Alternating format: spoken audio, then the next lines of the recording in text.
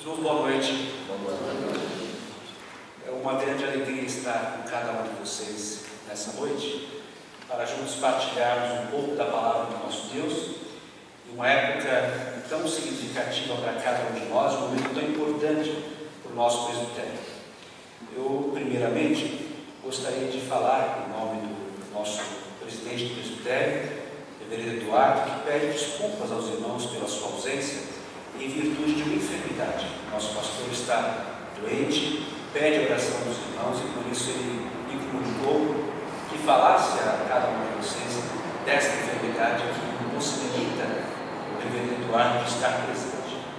Eu gostaria então de convidá-los a que abram suas Bíblias. Um texto muito conhecido dentro do nosso tema, que é Nossa Missão, que se encontra no Evangelho segundo Mateus, capítulo 28,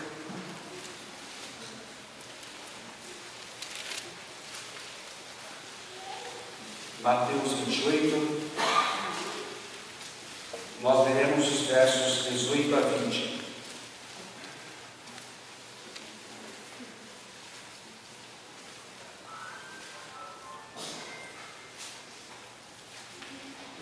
Mateus 28, 18 a 20.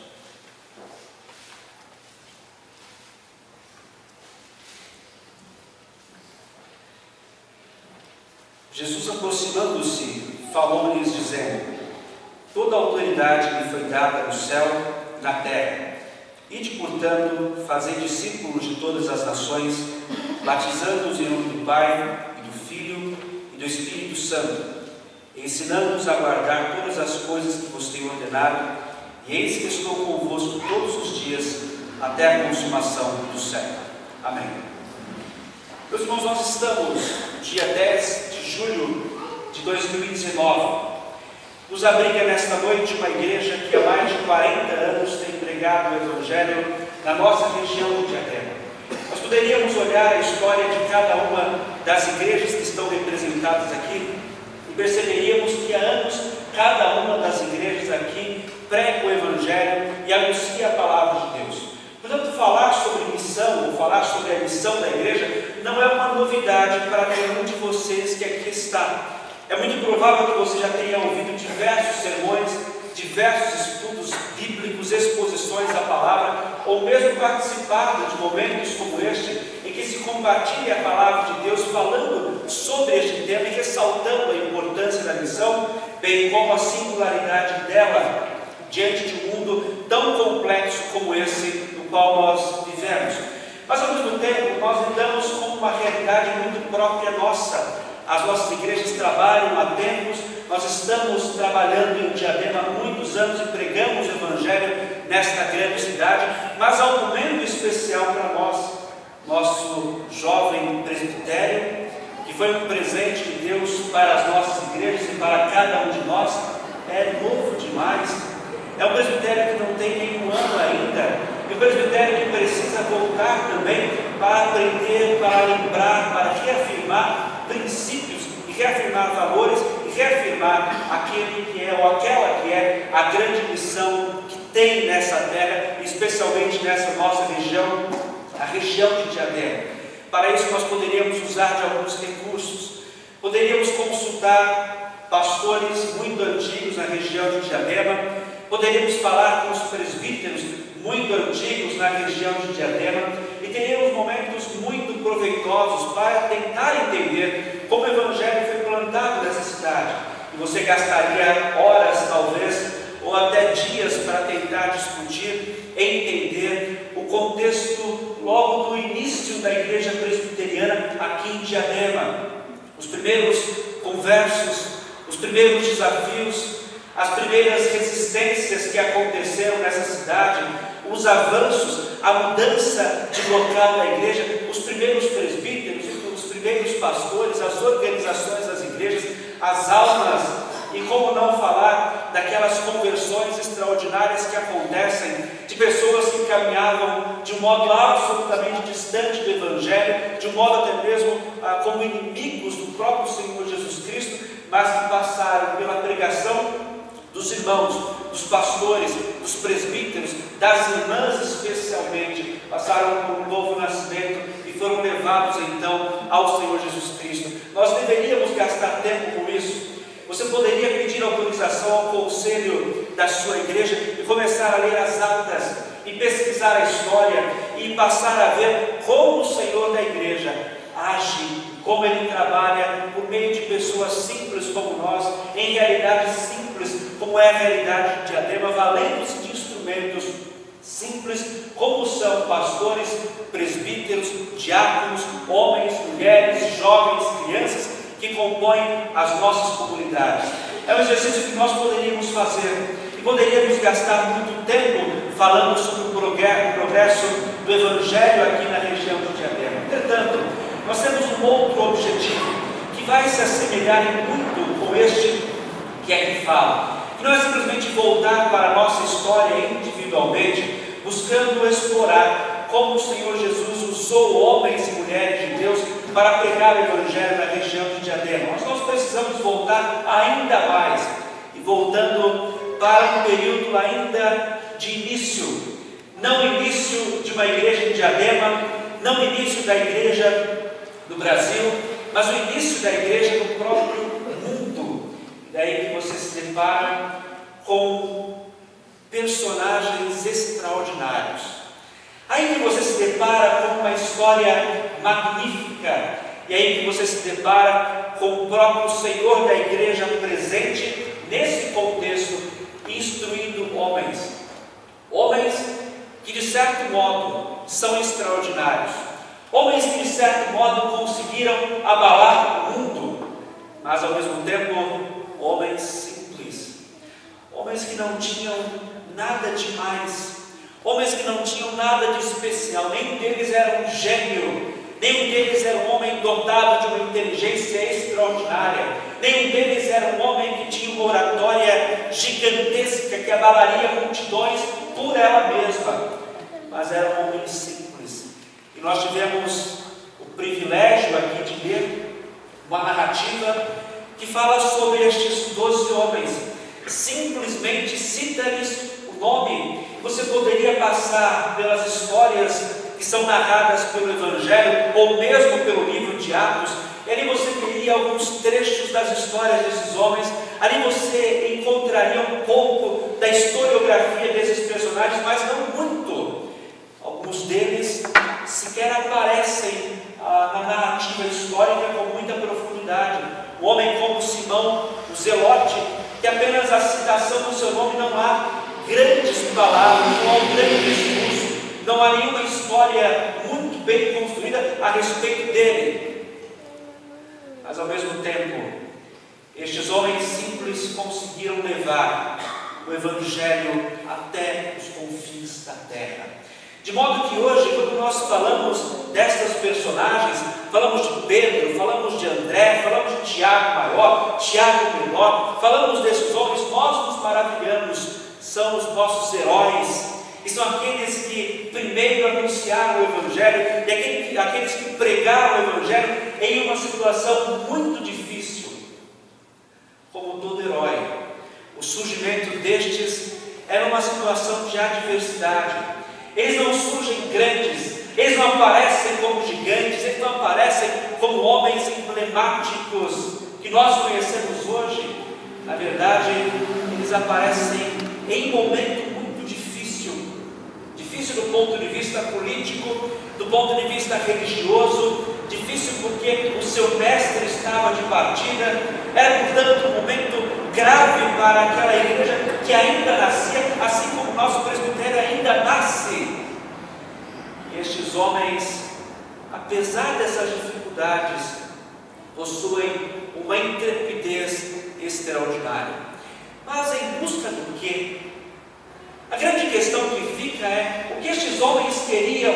Será que eles queriam fama? Será que eles queriam poder? Será que eles queriam dinheiro? Será que eles queriam ser homens conhecidos por todo o mundo e por várias gerações?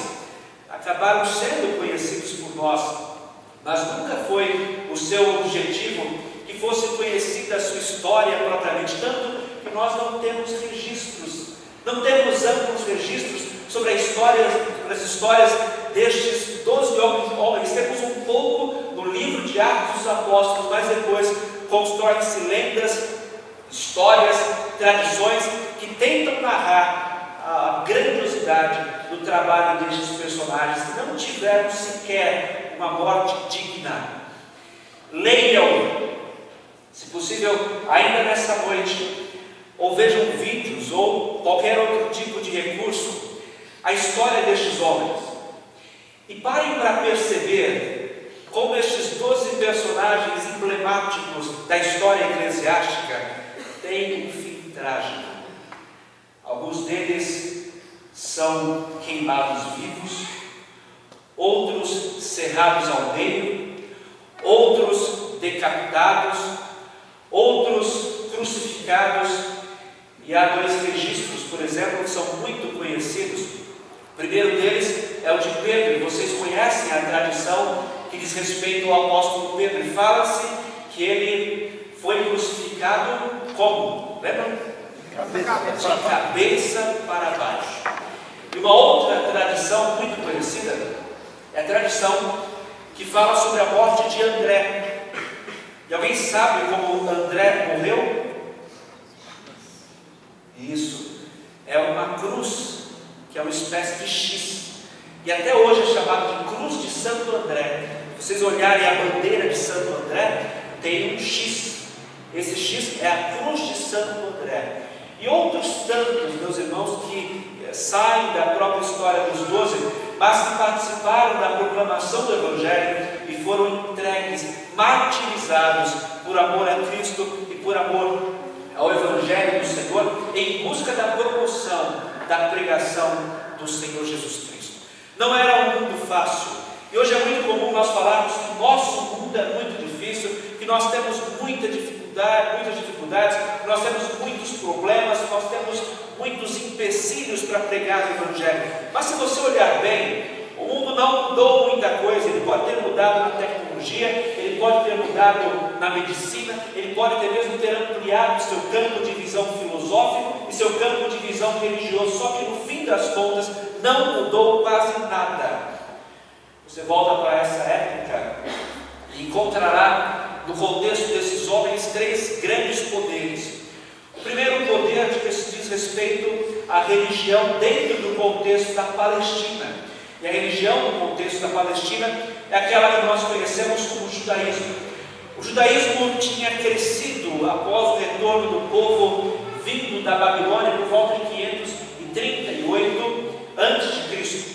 Esse povo chegando e se estabelecendo naquela região, imediatamente eles começam não só a reforçar, como nós vemos nos livros de Esdras, Neemias, no próprio livro de Ageu e dos demais profetas, as suas guarnições, como também é um período em que o povo reafirma a sua religião.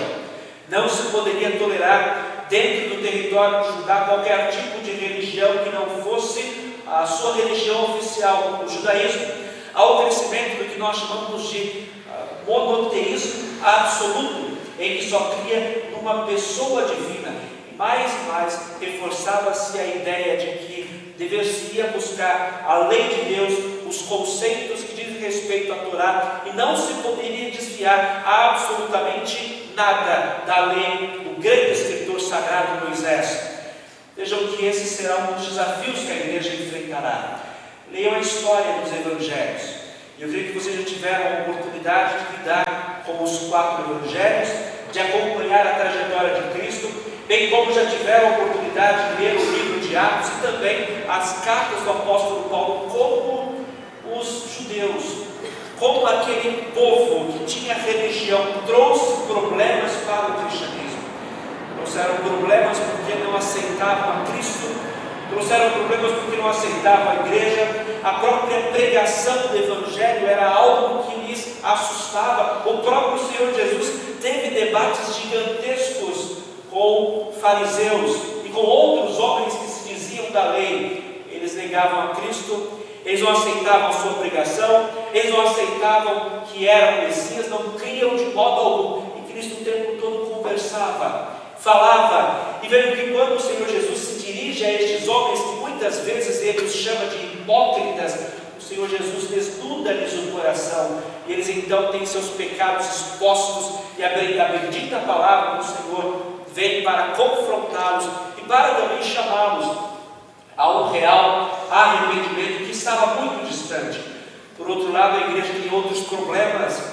A igreja tem problemas porque este grupo de homens, tanto fariseus quanto saduceus, escribas e os demais homens que governavam a religião, não aceitavam de forma alguma aquele grupo que crescia e aquele grupo que mais e mais anunciava a talvez nova religião, a tal ponto que muitos deles foram levados a tribunais. Nós vemos, por exemplo, no livro de Atos dos Apóstolos, no capítulo 5, os homens de Deus, Tiago e João, se apresentando diante de grupos para serem julgados. E estes homens que lhes julgariam eram homens da religião, eram homens corretos, eram homens que sempre professavam o monoteísmo absoluto e o judaísmo da forma mais forte e firme que existia. Mas ao mesmo tempo, quando eles olham para aqueles dois personagens, vem a sua piedade, vem como eles pregam, há um pacto ali. E um desses homens, chamado Gamaliel, que vocês bem conhecem, usa de uma ilustração para falar a respeito da nova religião, citando dois exemplos. Deles o exemplo de Judas e o outro exemplo de Teudas, dois personagens que surgiram naquele ambiente de Judeia, dizendo ser, como o autor fala, dizendo ser alguma coisa, muito provável que dissessem ser eles mesmos o Cristo.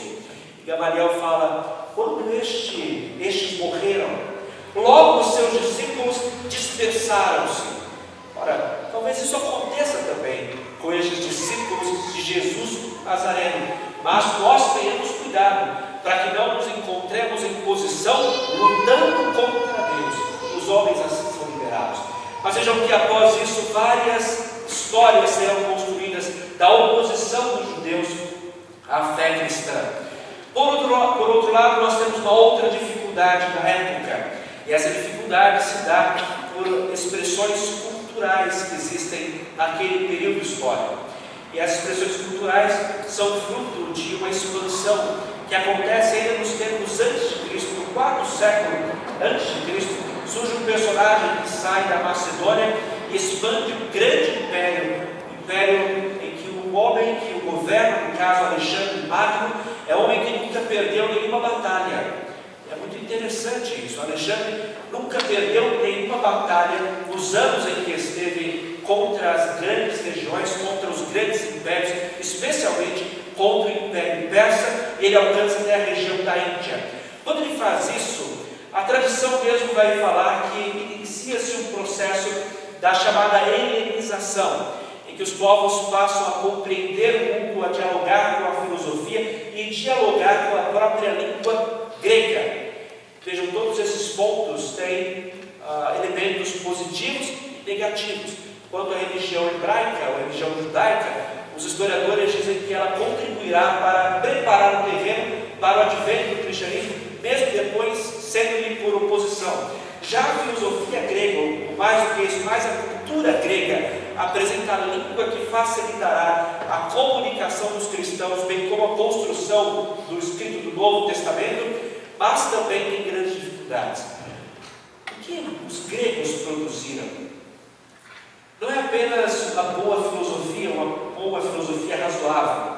Na verdade, a própria cultura grega era uma cultura que, por natureza, é promíscua. É uma natureza e uma cultura que sempre será marcada pela promiscuidade, pelo politeísmo e pela busca pelo transcendente a partir daquilo que é considerado moral. Você pode dialogar com isso quando ler as cartas que Paulo escreve à igreja em Corinto. Na igreja em Corinto não há apenas problemas de divisão, e quem leu a carta sabe muito bem que existem problemas gravíssimos, a tal ponto de um rapaz se deitar com a esposa do próprio pai. E há quem diga que naquela época pensava-se que o homem, enquanto salvo, ele então teria a possibilidade de acender o seu espírito, já o seu corpo poderia ser entregue a toda e qualquer forma de ação que não correspondesse à pureza, à castidade ou mesmo à vontade de Deus. Ou seja, o corpo era visto como mau, como impuro, o espírito visto como puro. O corpo poderia ser entregue ao pecado, já que o espírito já estava salvo por Deus. Tudo isso tem muito a ver com o dualismo que era imaginado pela cultura grega e produzido a partir de literatura ou mesmo conversas informais. Mas também havia um outro contexto cultural, um contexto político muito significativo, que é o Império Romano. Vocês já ouviram falar sobre o Império Romano? E sabem que este império dominou a Europa durante muitos séculos. E vejam, na altura em que encontramos o Novo Testamento, eles dominavam não só a região da Palestina, como também vastas regiões que seriam alcançadas pelo Evangelho. Por exemplo, o norte da África, que seria alcançado pelo Evangelho, a Ásia Menor, que hoje compreende-se a Turquia. Todos estes ambientes eram conquistados e dominados pelo Império Romano. Um império que era violento, um império que se opunha a qualquer um que de alguma forma questionasse a sua autoridade, mas um império que tinha uma pluralidade religiosa assombrosa. O Império Romano, embora tivesse como religião oficial aqueles mesmos sistemas de culto próprio dos gregos, acabou criando um sincretismo religioso que será marcante. Esse sincretismo religioso acabava misturando religiões do leste, religiões locais, e isso vai se aprofundar cada vez mais à medida que a história se desenrola, até que alguns imperadores querem recordar e querem reafirmar a verdadeira ou autêntica religião do Império Romano, que era a religião de Zeus, ou que tinha um outro nome, né, dentro da cultura romana. Mas mais do que isso, haverá grande perseguição que se desenrolará a partir do ano 64 depois de Cristo, quando no ato insano o imperador Nero coloca fogo sobre a cidade de Roma, e acredita que ele buscava inspirações para suas canções, e não tendo, ele decide colocar fogo em toda a cidade, e fala-se que enquanto a cidade ardia nessas chamas, o imperador era visto no alto do seu palácio, tangendo a sua harpa e cantando em meio aos momentos tão difíceis e destruidores, terríveis, que a cidade de Roma passava. Portanto, vejam que o contexto não é de modo algum um contexto fácil. Ao contrário, estes homens heróis estavam prontos para entrar na maior de todas as aventuras, a mais arriscada e aquela que teria, por certo, um fim trágico para cada um deles, como de fato aconteceu. Mas o que move estes homens, se não são riquezas, se não é o brilho, se não é a glória, se não é sequer a lembrança dos seus simples nomes no decorrer dos séculos, o que os move? E é aí que nós nos deparamos com esse texto. Meus irmãos, foi só a introdução, viu? Estão prontos, até meia-noite tem chão. Aí que nós nos deparamos com esse texto sagrado, dentro do Evangelho segundo Mateus. E esse é um texto muito precioso, porque dará os passos e a pressuposição para a missão, bem como a garantia de bom sucesso da mesma. Qual seria o pressuposto para a missão? O que faz com que estes homens comuns, e mais uma vez, homens simples, homens comuns que não têm nada de extraordinário, se lancem para as regiões mais longínquas do mundo para pregar o Evangelho? São homens que vão para a Mesopotâmia, são homens que vão para a Síria, vão para a Pérsia, vão para a Índia, vão para a própria cidade de Roma, entram em demais regiões dentro do Império Romano. E o que os move num ambiente tão hostil? Aquilo que o Salvador disse. Por isso, enquanto nós nos dispomos a falar sobre um tema como esse, nós não podemos pensar que traremos novidades aqui. Traremos coisas inéditas, coisas que nunca foram ditas. Na verdade, aquilo que a igreja faz e aquilo que a teologia tem como reflexão é voltar para o passado. Não propriamente um passado histórico, pós-escriturístico, mas o passado da própria Escritura que se reflete e se vai pelos séculos sem fim até o advento de nosso Salvador. Pois bem, o que move estes homens? A pressuposição para a missão não está dentro deles, mas está fora deles. Você pode ver no versículo 1, que no caso é o versículo 18, o Senhor Jesus Cristo se aproximando daqueles discípulos. Eu gostaria que você pensasse nestes homens e nas suas fragilidades. O Senhor Jesus presente é uma segurança sem igual. Olha, olhando a história dos evangelhos, você acompanha a narrativa e acompanha a missão de Cristo e perceberá como o Senhor Jesus é tão forte e seguro. Os discípulos tinham dúvidas, corriam para Cristo para perguntar. Os discípulos não entendiam as parábolas, iam para Cristo para perguntar. Os fariseus e escribas se aproveitavam da ausência momentânea do Salvador, iam confrontar os discípulos. Logo Jesus chegava e falava o que aqueles homens deveriam ouvir. Eles estavam no ambiente de proteção. Quando não conseguiam expelir, o demônio chamava o Senhor Jesus Cristo e Jesus Cristo resolvia o problema. E outras tantas coisas que não nos foram narradas, mas imaginem em quantos problemas esses 12 homens entraram. Mas estava ali presente o Cristo que poderia resolver a situação com uma palavra, com um gesto, ou até mesmo com algum milagre. Milagre, inclusive, até mesmo dentro da família. Lembrem-se, por exemplo, da sogra de Pedro. Pedro não conseguiria resolver aquela febre, aquele grande problema, mas o Senhor Jesus ali estava, reergue aquela mulher e ela passa a servir a Jesus e aqueles que com ele estavam. A presença de Cristo é segurança. Mas agora coloquem-se no lugar destes homens. O Mestre está indo embora. O Senhor Jesus não ficaria mais com eles. O Senhor Jesus seria assunto aos céus, como Ele mesmo disse que seria. Haveria talvez um ambiente em seus corações de insegurança, de ausência de paz, algo que poderia fazer com que eles retroagissem nessa grande missão e tarefa. Porém, Jesus Cristo lhes dá uma pressuposição que lhes deveria mover justamente a cumprir toda a vontade de Deus. É aí que o Senhor Jesus diz que após aproximar-se deles, fala que toda a autoridade lhe foi dada no céu e na terra. A pressuposição para a missão daqueles homens e a pressuposição para a nossa missão até os dias de hoje é que Cristo tem toda a autoridade nos céus e na terra. A grande pergunta é: mas Cristo não tinha toda a autoridade? Cristo não sempre teve toda a autoridade? Ora, Ele é Deus como Pai, como Espírito Santo, nunca lhe faltou autoridade. Essa é uma verdade.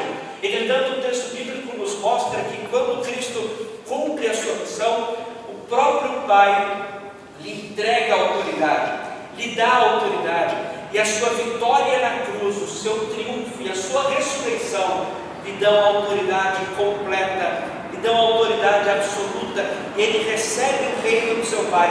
Daí que você entenderá que quando o Senhor Jesus Cristo fala que em determinado momento ele entregará o reino ao seu Pai. Portanto, vejam, Cristo tem no presente toda a autoridade e absoluta autoridade.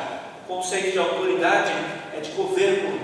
Cristo governa todas as coisas em absoluto. E como era importante os homens saberem disso, e como é importante nós sabermos disso também, num mundo tão complicado como era aquele, no mundo de tantas oposições como era aquele.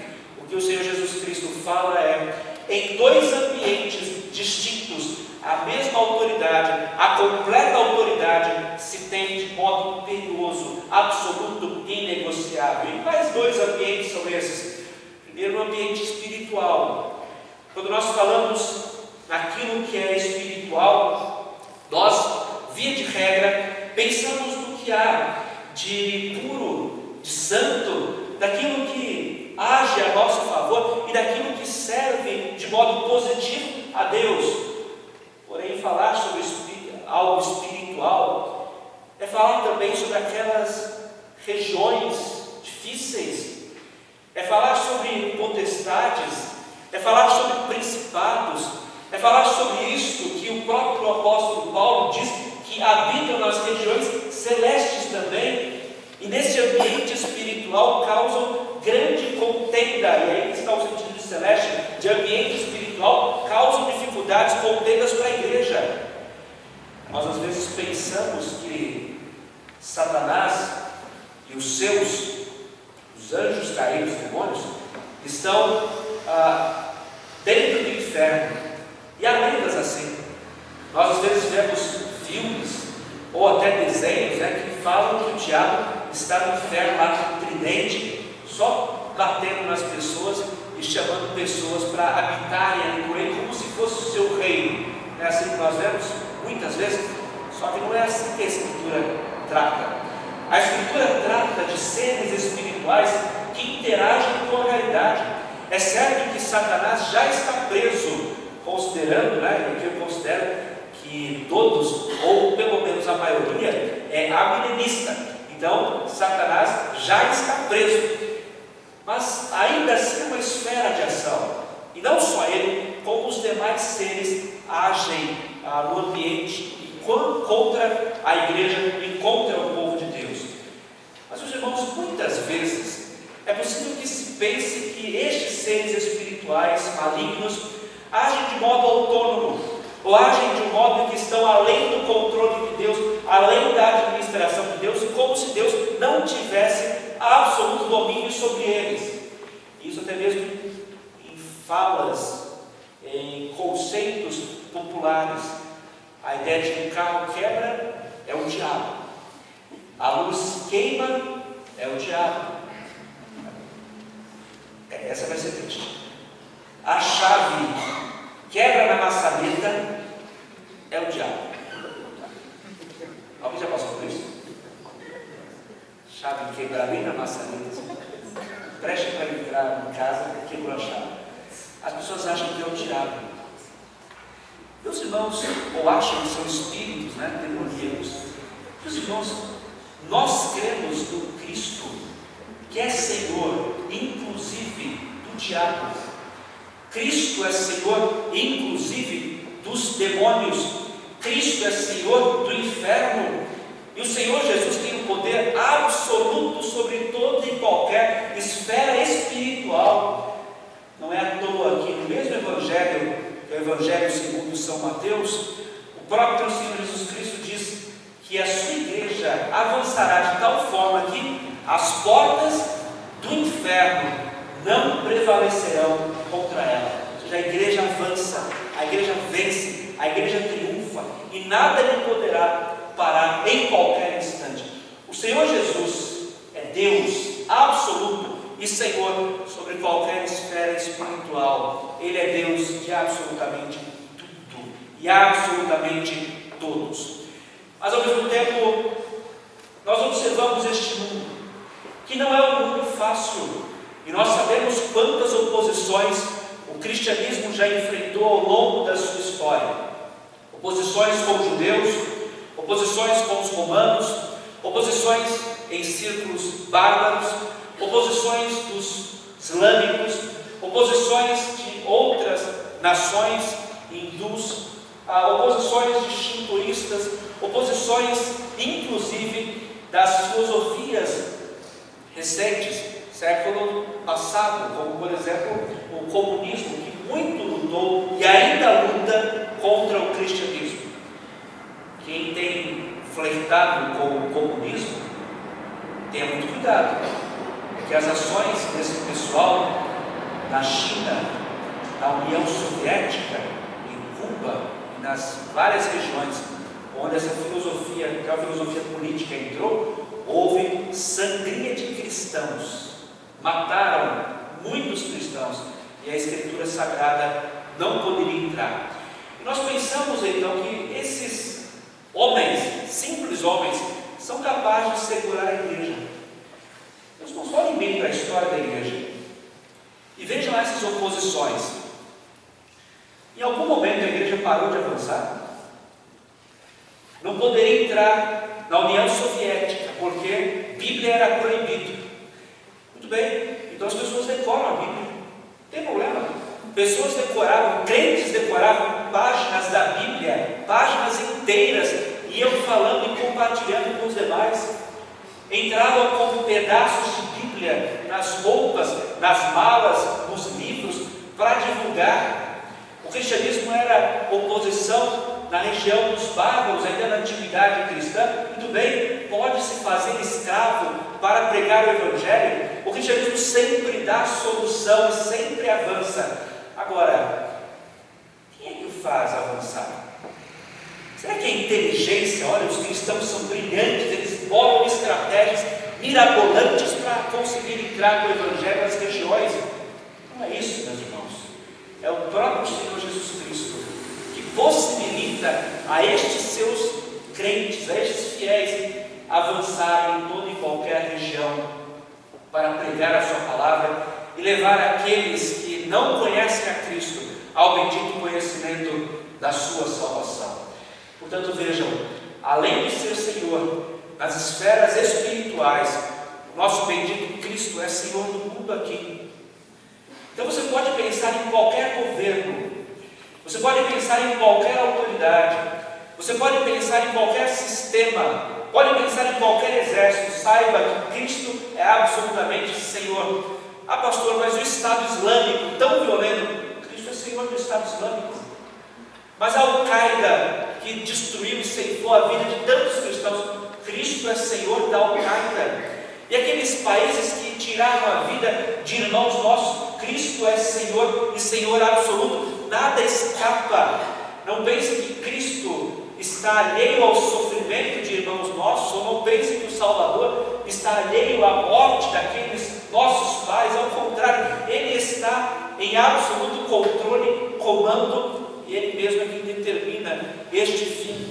E é um fim tão precioso. Se você ler alguns autores da história da igreja, especialmente os pais apostólicos, verá que havia um anseio muito profundo para que a morte fosse martírio, a fim de que o nome de Cristo fosse glorificado, e especialmente para que se tivesse a honra de morrer pela causa do Evangelho.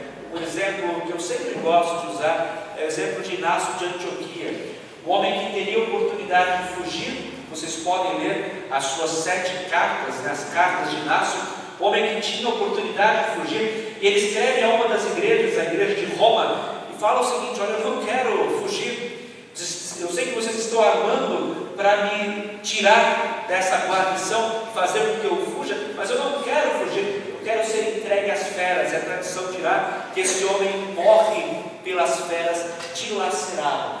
Agora, Cristo não tem controle sobre isso? Cristo não tinha controle sobre o Império Romano? Cristo não tinha controle sobre as legiões romanas, sobre os seus futuros imperadores? Cristo tinha controle, assim como Ele tem controle hoje sobre tudo. Quais oposições nós enfrentamos? Quais oposições hoje nós podemos pensar no contexto da nossa cidade de Diadema? Nós temos um crescente grupo de filosofias muito estranhas, que estão ligadas também ao marxismo. E como raiz ou base desse pensamento está o ateísmo. E às vezes nós lidamos com esse tipo de ideia e falamos sobre ela sem reflexão, ouvimos e se torna tão natural para nós que nós sequer percebemos. Todo mundo já ouviu na escola, ou se você se lembra, aqueles que entraram na universidade certamente se lembram de um discurso de opressores e oprimidos. O rico é o opressor, o pobre o oprimido, o branco é o opressor, o negro é o oprimido, aquele que tem determinada função é o opressor, o que tem uma função menor é o oprimido, o homem é o opressor, a mulher é oprimida. Você certamente já ouviu discursos como esses. E discursos que têm corrido não só no ambiente de escola, mas no ambiente de universidade, naquelas nas chamadas mídias sociais, na televisão que nós assistimos, e se você parar para observar bem, até mesmo em conversas informais, você verá que há esse tipo de discurso. E basicamente, além disso tudo, haverá que dizer, o cristianismo é opressor, e as demais religiões são as oprimidas. Por que faz-se tanta piada na televisão sobre os evangelhos? Por que se fazem tantas piadas sobre Jesus Cristo? Por que há tantas críticas às igrejas? Por que há tantos movimentos para se barrar a igreja? O exemplo que eu sempre uso quando trato disso é quando nós fizemos o Abrace. Todos lembram do Abrace? Que é aquela programação que é promovida pela própria UNP. E um dos elementos mais enfáticos que os coordenadores e professores falam para nós é o seguinte: olha, vocês podem fazer, só que ninguém entra com Bíblia aqui, não se faz oração e não se fala do nome de Jesus Cristo aqui dentro. Se vocês quiserem falar, é lá fora, ou então fala escondido. Nós tivemos uma experiência com um discurso muito parecido com esse, mas com esse conteúdo, quando promovemos o Abraço ali perto da Trindade Igreja Presbiteriana. E a coordenação e a diretoria foram enfáticas em dizer que o nome de Cristo não poderia ser dito. Aí você volta, 20, 30 anos, 40 anos, e as escolas, pela manhã, orava-se o Pai Nosso, nos colégios católicos, orava-se o Ave Maria, tinha canções próprias de igrejas, canções cristãs, como a maioria sabe. Eu não sou tão antigo assim, mas eu estudei em São Bernardo, escola municipal, e entrando na escola, fazia aquela fila, e a musiquinha que a gente cantava era Deus é bom para mim, escola municipal. Hoje, queira algum diretor fazer isso, tanto de processo que dará, tanto de problemas em que entrará, mesmo sendo a religião majoritária do nosso país, mesmo sendo a que mais promove a educação, mesmo sendo a religião que mais promove a caridade, tem hospitais e tem todo tipo de benefício para ajudar o ser humano. O cristianismo tem tudo isso, mas ainda assim, o cristianismo é um opressor. Você poderia dialogar, mas e as universidades cristãs? E os orfanatos cristãos? E os hospitais cristãos? Não, vocês são opressores. Na verdade, as demais religiões são as oprimidas. É um problema que nós temos que enfrentar. Mas além desse problema, existem outros, e outros que estão tão próximos de nós, que nós nem sempre percebemos. Relativismo religioso. O que é isso? É aquele conceito, olha, você tem a sua religião, eu tenho a minha. Então a gente pode seguir muito bem, você com a sua religião, eu com a minha, sem nenhuma dificuldade. Então aquilo que certamente você já ouviu, e queira Deus que você não tenha dito isso nunca, mas aquilo que muitas pessoas falam, olha, o meu Deus é igual ao seu, nós só estamos em religiões diferentes, ou então aquilo que todo mundo conhece, todos os caminhos levam a Deus. Talvez você já tenha ouvido isso, e é um dos males da nossa época, como o pensamento é fluido, como as pessoas trocam de pensamento rapidamente, como as pessoas trocam de hábito rapidamente, como não se tem nenhuma convicção religiosa. Troca-se de religião como se troca de roupa, troca-se de igreja como se troca de roupa, troca-se de relacionamento como se troca de roupa. E é assustador ver como isso tem crescido e tem sido não pregado, porque isso não se prega, mas tem sido muito vivido na nossa época. E vem o cristianismo, que é uma pregação, meus irmãos, absoluta. O cristianismo tem uma pregação absoluta. Para nós não tem conciliação. Olha, o Deus dos islâmicos é o mesmo que o nosso. O Deus do espiritismo é o mesmo que o nosso. O Deus do budismo é o mesmo que o nosso. Não. Para o cristianismo é algo inegociável. Há apenas um Deus em três pessoas, o Pai, o Filho e o Espírito Santo. E nós nos vemos num mundo como esse, e ainda outras áreas complexas para nós tratarmos, e observamos a igreja, que é composta por pessoas simples como nós, no mundo que é um turbilhão de informações, no mundo que é um turbilhão de ideias, uma mais insana que a outra, e nós pensamos, como é que nós vamos vencer isso? Como é que a gente vence o relativismo? Como é que a gente vence o pluralismo religioso? Como é que a gente vence a filosofia comum? Como é que a gente vence o marxismo cultural? Aí nós observamos no texto que o Senhor Jesus Cristo é Deus absoluto e tem toda a autoridade, completa autoridade, até mesmo sobre aquilo que nós não conseguimos dominar. Ele é Senhor, e essa é a pressuposição para a nossa missão. Meus irmãos, nós não lidamos com um Cristo que ainda vai vencer. Nós não lidamos com um Cristo que tem uma vitória hipotética. Nós não lidamos com um Cristo que é um perdedor. Não, nós já lidamos com um Cristo que já venceu a morte, já venceu o inferno, já venceu absolutamente tudo. E isso é que nos dá a garantia plena de vitória no cumprimento da nossa missão. Então essa é a pressuposição para a nossa missão até hoje. E isso tem muito a ver com aquele sentimento daqueles homens, simples homens, no caso aqui 11, já que Judas já tinha se desviado, mas que iniciavam a sua tarefa como pregadores do Evangelho. Eles precisavam saber que Cristo é o Senhor sobre os céus, sobre a terra, e é especialmente o Senhor da igreja e a governa conforme a sua soberana vontade. Eu podia parar por aqui, né? Mas vamos seguir um pouquinho mais o texto. Bom, essa é a pressuposição para a missão, mas o texto ainda continua. Indo, portanto, fazei discípulos de todas as nações. Certamente você já ouviu a explicação desse texto, já sabe que essa palavra ide, na verdade, não é bem imperativo, e é um particípio. E por isso, dentro da língua grega, quer dizer algo contínuo. Ou seja, aonde você estiver, aonde você for, o que você fizer, ali é um campo missionário para você.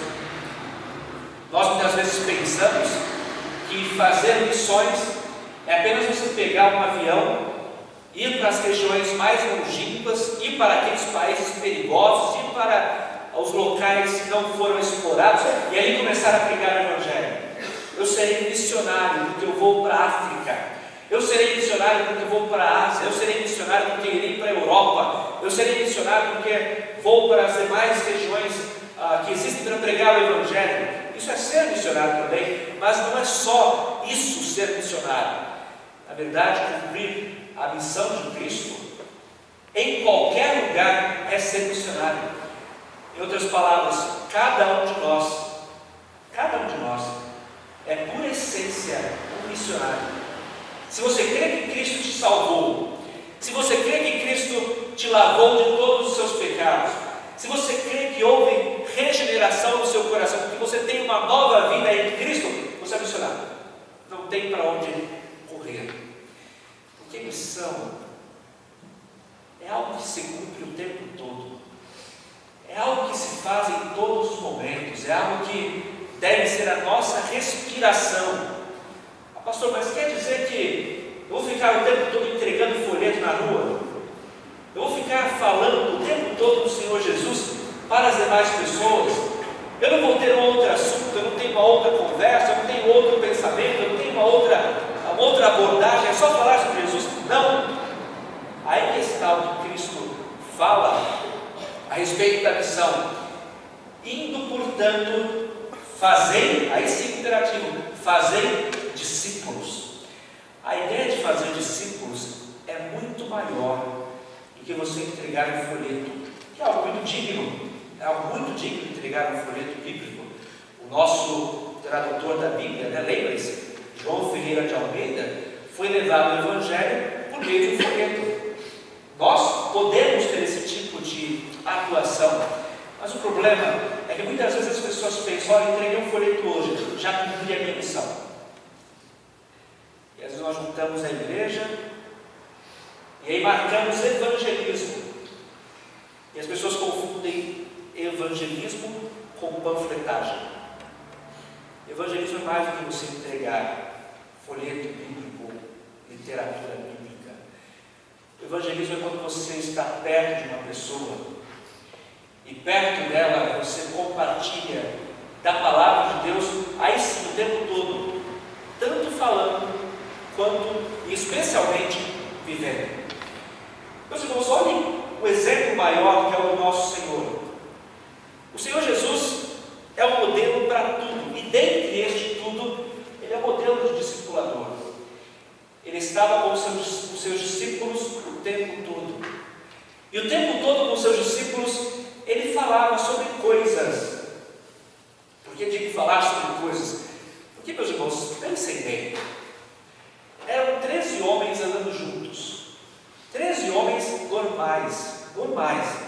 Vocês acham mesmo que esses 13 homens só falariam de teologia? Acham? Não. Esses homens falavam sobre tudo. Absolutamente tudo.